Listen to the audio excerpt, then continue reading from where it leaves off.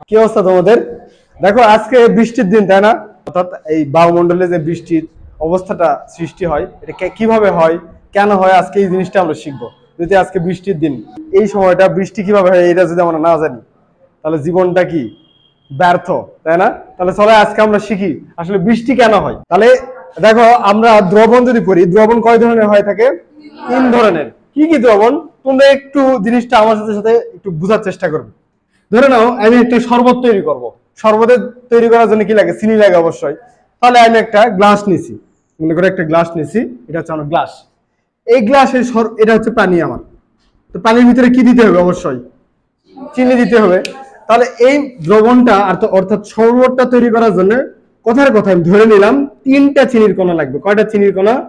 তিনটা চিনির কণা। আমি যদি বাইরে থেকে তিনটা চিনির কণায় দেই, তাহলে শরবতটা কি হবে? সুন্দর হবে। তিনটার চিনির কণা যদি দেই, তাহলে শরবতটা ভালো মতো হবে। তিনটার বদলে যদি আমি দুইটা চিনির কণা দেই, কয়টা? দুইটা। তো ধরে না এই দুইটা জায়গা দখল করে ফেললো, দুইটা চিনির কণা জায়গা দখল করে ফেললো, তাহলে আরেকটা জায়গা ফাঁকা আছে না? তাহলে চিনির শরবতটা কি ভালো হবে? ভালো হবে না। এখন কথার কথা, ধরে নাও এই দুইটা চিনির বদলে আমি এবার দিলাম হচ্ছে চারটা চিনির কণা। কিন্তু চিনির কণা বসার জায়গা কয়টা? তিনটা মোট। কিন্তু আরেকটা চিনির কণা কি করবে? নিচে একটা পড়ে যাবে না? তাহলে এই যে তলানি আকারে পড়ে গেল, তাহলে চিনিটা বেশি হয়ে গেল। এই ক্ষেত্রে শরবতটা কি হবে? চিনি চিনি বেশি লাগবে, মানে ভালো লাগবে না। কিন্তু আমি যদি যে কয়টা লাগবে সেই কয়টাই যদি আমি চিনি দেই, তাহলে সম্পূর্ণ জায়গাটা দখল করে ফেলবে, তাহলে চিনির শরবতটা ভালো মতো হবে। তো এর উপর ভিত্তি করে এই ধরনের দ্রবণকে তিন ভাগে ভাগ করা হয়। একটা হচ্ছে সম্পৃক্ত দ্রবণ। একটা কি দ্রবণ? সম্পৃক্ত দ্রবণ। সম্পৃক্ত দ্রবণ। সম্পৃক্ত দ্রবণ কি?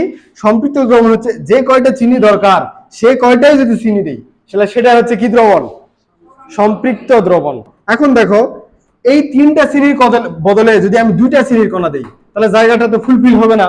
দুইটা চিনির কণা দিই, তাহলে কি হবে? এই যে অসম্পৃক্ত থেকে যাচ্ছে, একটা অসমাপ্ত জিনিস হয়ে যাচ্ছে না? এই জন্য এটার নাম হচ্ছে অসম্পৃক্ত দ্রবণ। কি দ্রবণ? অসম্পৃক্ত দ্রবণ, তাই না? তিনটা চিনির কণার বদলে যদি আমি চারটা দিই, তাহলে অতিরিক্ত হয়ে যাচ্ছে। ওই চিনির কণাটা কি নিচে তলানি আকারে পড়ে যাচ্ছে। তাহলে এই দ্রবণটার নাম কি হয়ে যাবে? এই দ্রবণটার নাম কি হবে? অতিপৃক্ত দ্রবণ, তাই না? অতিপৃক্ত দ্রবণ। তাহলে সেম বৃষ্টির ক্ষেত্রে এই ঘটনাটাই ঘটে। বৃষ্টির ক্ষেত্রেও এই ঘটনাটাই ঘটে। কিভাবে? দেখো, এটা এটা ধরে নেই আমাদের সেই সমুদ্র, আর এটা হচ্ছে সূর্য। এটা কি? সূর্য। আর এটা আমাদের হচ্ছে বায়ুমণ্ডল। এই অংশটা কি? বায়ুমণ্ডল। বায়ুমণ্ডলে দুই ধরনের কণা থাকে। একটা হচ্ছে গ্যাসীয় কণা, আর একটা জলীয় বাষ্পের কণা। কি কি কণা থাকে? গ্যাসীয় কণা আর জলীয় বাষ্পের কণা। তো গ্যাসীয় কণাটা ফিক্সড থাকে, ফিক্সড। ধরে নাও গ্যাসীয় কণা এখানে আছে নাইট্রোজেন। আর কি থাকে বাতাসে? অক্সিজেন। আর কি থাকে? Carbon die oxide. আবার যদি অক্সিজেনের পরিমাণ কমে যায়, তখন কার্বন মনোক্সাইড উৎপন্ন হয়। এগুলো হচ্ছে আমাদের গ্যাসীয় কণা। আর এর সাথে কে থাকবে?